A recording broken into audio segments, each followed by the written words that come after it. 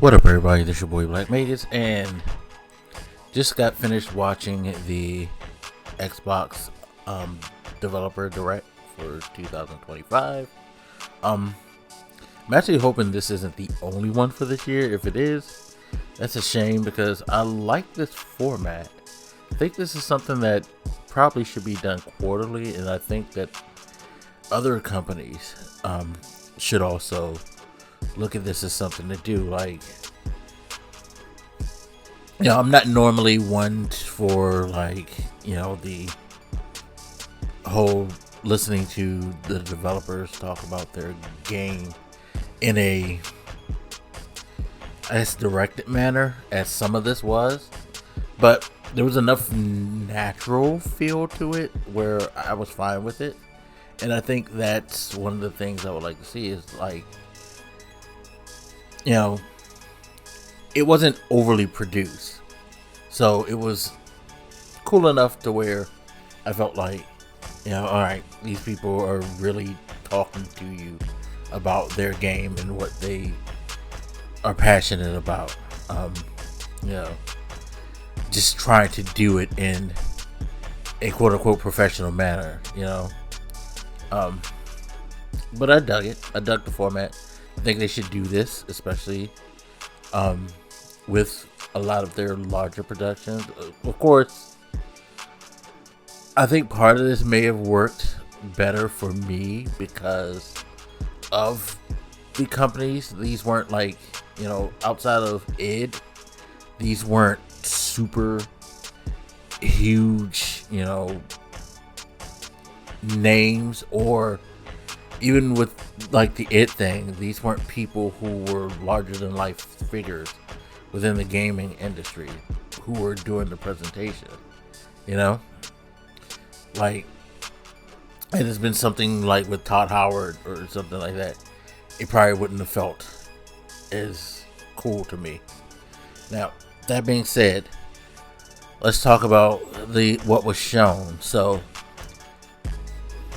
close to an hour. They only showed 4 games, but that's cool. I've never been big on the idea that you need to constantly show a shit ton of stuff to be worth paying attention to. And again, I like the presentation style. Now, as far as the games themselves, it was cool. The one thing that probably stood out to me, of course, was South of Midnight. That seemed like it might have an interesting story. Not too sure about the gameplay part of it, but maybe if I see more and get more detail, and that may be the one thing that I would knock this for, is that outside of Doom, the Dark Ages, I don't think any of them did a good job of representing the gameplay as opposed to representing the concepts, which, again, South of Midnight's concept is appealing to me.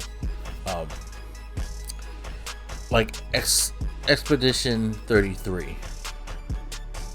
They said a lot, but not much to me. And I feel like this needs to be put out there again and given a second shot, because it seems interesting, but I need a bit more detail, I guess, something, flesh it out and definitely show gameplay. That's what you need to do for that, for me.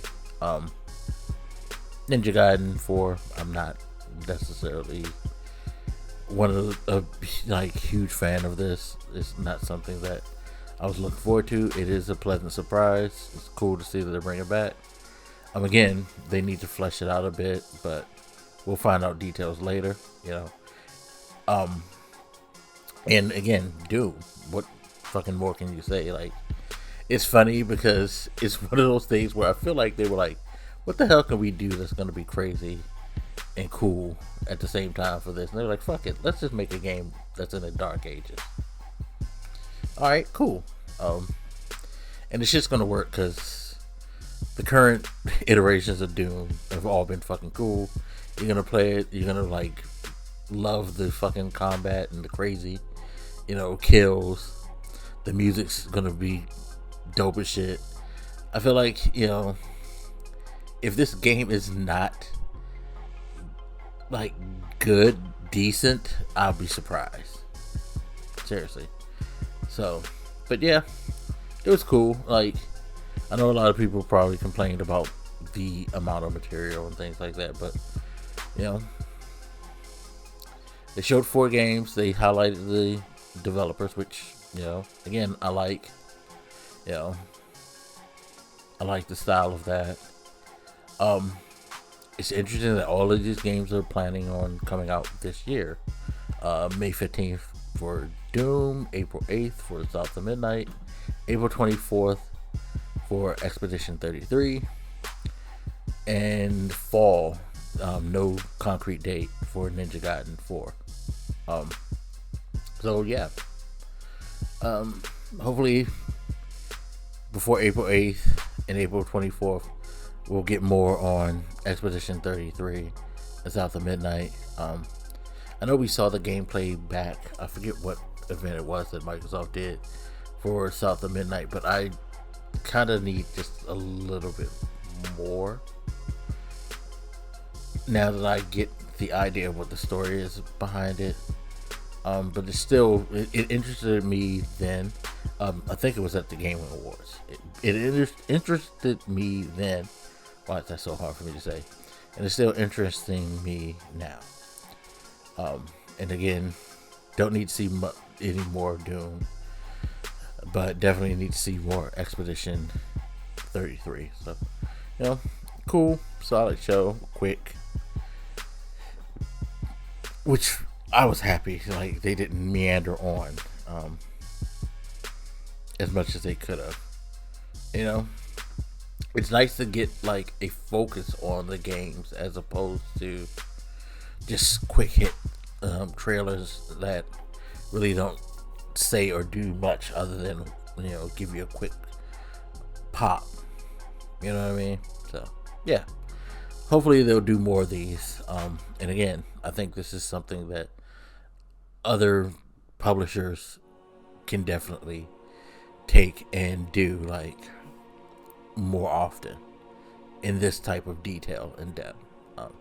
We've seen it in individual videos, like as they like put out iterations of information here and there for a game leading up to their release. But I like this, putting together a bunch of your product and giving each room to breathe in this presentation.